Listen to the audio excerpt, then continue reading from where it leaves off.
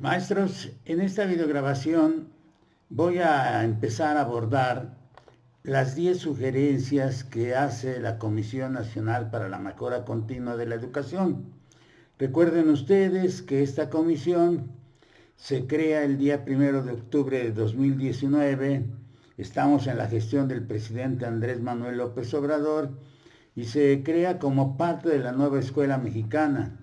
Es un órgano público, descentralizado, es un organismo no sectorizado, con autonomía técnica, operativa y presupuestaria, de decisión y de gestión, con personalidad jurídica y patrimonio propio. Los miembros son Etelvina Sandoval Flores, que es la comisionada presidente, y los comisionados son Florentino Castro López, María del Corral González Rendón, Óscar Daniel del Río Serrano, Silvia Valle Tépatl, María Eugenia Alvarado Rodríguez. Hay un consejo técnico formado por 5 personas también. Y la sugerencia número 1, que estamos conociendo a través de la difusión que ha hecho la Comisión Nacional para la Mejora Continua en Educación, refiere a atender con prioridad a quienes no tienen acceso a la tecnología para la información y la comunicación o a servicios de telecomunicación o de radiodifusión en el hogar. Los conceptos son acceso, TICs, servicios de telecomunicación y radiodifusión, todo en el hogar. Y la comisión hace una serie de redacciones, dentro de las cuales viene señalando desde el principio de su documento que frente a la suspensión en las escuelas, una alternativa clave para continuar con los procesos de enseñanza y de aprendizaje en lo que sería la escuela, ahora presentándose como una alternativa clave en la educación a distancia.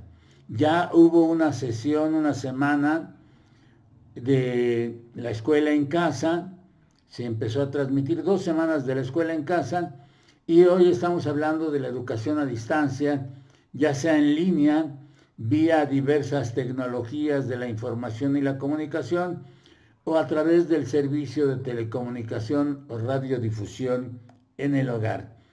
Y lo que ha sucedido es que, de acuerdo a las investigaciones que realizó la comisión, en los últimos 30 años, el desarrollo de las tecnologías para la información y la comunicación, a través inclusive de todo lo que se ha venido investigando y las innovaciones en el campo de la educación en línea, han dado origen a una serie de experiencias interactivas, colectivas y multimodales, con un gran potencial educativo.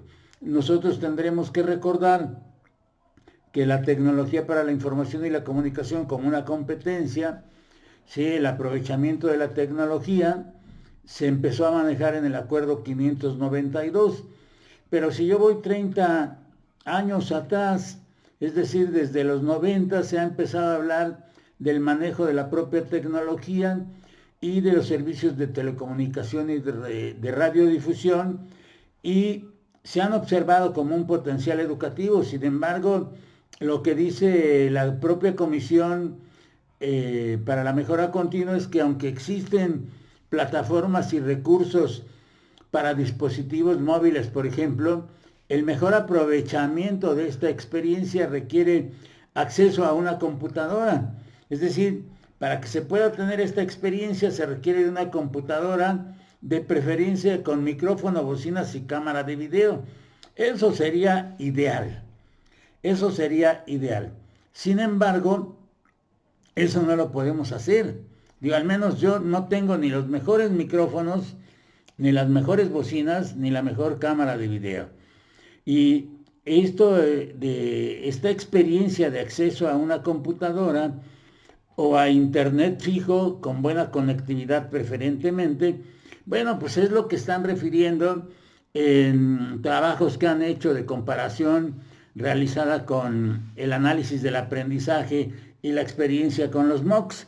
Entonces, estas referencias que va haciendo la propia comisión las hace para ir construyendo el contexto en el que estamos, pero definitivamente yo empiezo a ver esta parte de tener una computadora, de preferencia con micrófonos, están integrados en la computadora, pero si yo quisiera tener mejor calidad, para mí resulta todavía difícil, porque de acuerdo a los datos en nuestro país y con referencia a 2018, solo se registraron 47 accesos de servicio fijo de internet residencial por cada 100 hogares.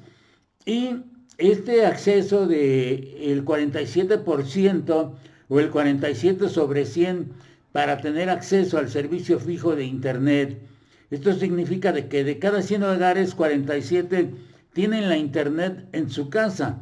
Y esto lo está confirmando el dato el Instituto Federal de Telecomunicaciones en este año pasado de 2019, en el anuario estadístico precisamente de 2019, en una cita que está referenciada y que se puede encontrar en internet. Es el anuario estadístico 2019 del Instituto Federal de Telecomunicaciones.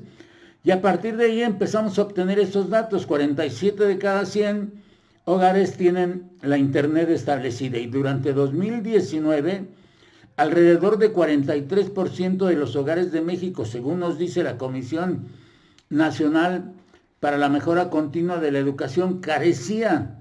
Ese 43% carecía de algún tipo de conexión a internet. ¿Sí? Es decir, están haciendo el comparativo.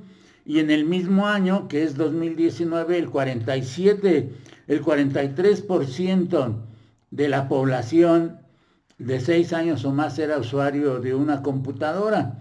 Es decir, ya estábamos usando más la computadora, pero seguimos con una desventaja de 57%. El 70% tenía internet y el 75% tenía telefonía móvil. Ahorita creo yo que es mucho más fácil tener la telefonía móvil, tengo más acceso a la telefonía móvil, pero también ya hay más oportunidades de tener acceso a la internet vía el Triple Play. El Triple Play lo que me permite es tener la televisión de paga, la internet y el teléfono.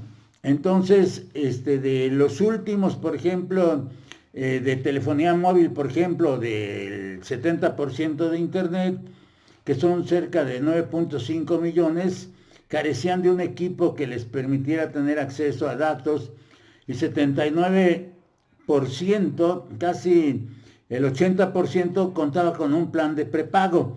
Y esto nuevamente lo vuelve a reafirmar el Instituto Nacional de Estadística y Geografía ahora en 2020. En esta encuesta nacional de disponibilidad y uso de la tecnología de la información en los hogares. Esto implica que la Comisión Nacional de la Educación para la Mejora Continua, lo que está haciendo es buscar toda una serie de informaciones para ir colocando lo que van a ser sus sugerencias, porque este es el primer aspecto en el que se está moviendo las 10 sugerencias, y hacen una relación, hacen una serie de indicadores donde nos dicen que solo el 22% de la población de 6 años o más que residían en áreas rurales era usuario de computadora. Es decir, ahí está mucho más bajo, el 22% en áreas rurales, el 47% ahí tenía internet y el 58.5% telefonía celular. También implica que lo que más se tiene con aparente mayor facilidad es el teléfono celular, y en las áreas urbanas las cifras, por ejemplo, para computadoras son 49, para internet el 58 47, 76 y 79.9 para el teléfono. Y de quienes son usuarios de computadora en las áreas rurales, más del 47% no tiene acceso a estos servicios en el hogar. Es decir, tenemos, de acuerdo a datos que yo tenía, 39.1% de niños de estudiantes de básica que no tienen acceso a Internet. Y de acuerdo con el INEGI, nos afirma la comisión, entre la población perteneciente al estrato socioeconómico alto, el 92% de usuarios en Internet están presentes, en tanto que el 45% de los que se ubican en estrato bajo tienen ese porcentaje. La referencia vuelve a ser el Instituto Nacional de Estadística y Geografía, y a veces lo que voy encontrando es la redacción que se va haciendo, porque los datos previos y las brechas que revelan, dice la propia comisión, le dejan ver los desafíos que se van a tener que enfrentar para garantizar la experiencia de una buena educación a distancia, en línea, o en su caso a través de algún aparato, y que de alguna manera van a permitir colocar mejores servicios y poder enfrentar estos desafíos para garantizar la experiencia de esta buena educación a distancia en línea para todas las niñas, para todos los niños, los adolescentes y los jóvenes. De tal forma que la misma comisión hace un análisis sobre los datos de PISA, porque consideran, por ejemplo, que según los datos de PISA del año de 2018, alrededor del 57% de los estudiantes mexicanos de 15 años reconoció tener acceso a una computadora. Ahí ya estamos hablando del 57% de los jóvenes de 15 años, jóvenes estudiantes, tienen una computadora en el hogar para realizar trabajo escolar. Sin embargo, la cifra es menor a 25% en las escuelas que PISA clasificó en una situación de desventaja socioeconómica. Es decir, quienes se encuentran en situación de desventaja cumplen el 25%, y esto también según el estatus socioeconómico de sus estudiantes. Y la brecha entre este grupo de escuelas y las que se ubicaron en una situación con ventaja socioeconómica es mayor a 60%. Es decir, lo que va haciendo la comisión es ir recabando toda una serie de datos que le permitan afirmar que sin duda el escenario denota la importancia del programa prioritario del gobierno federal para aplicar Internet para todos, y la urgencia de acelerar el avance para poder ampliar la conectividad y el acceso a Internet desde los hogares, particularmente en las áreas con grado de marginación más alto. Y desde mi punto de vista, lo que yo creo es que hay que tener computadora e Internet en los hogares para poder avanzar en estos programas, porque de otra forma vamos a tener las desventajas, aunque la comisión al final de este punto nos va a hacer una serie de sugerencias y de recomendaciones, porque no obstante el contexto de emergencia y de desigualdad en el acceso a una buena educación en línea compromete a las autoridades educativas a impulsar y fortalecer lo que son las alternativas de educación a distancia, principalmente para las poblaciones y zonas de mayor marginación social y educativa. Y ahí es donde empiezan a hacer las sugerencias reales.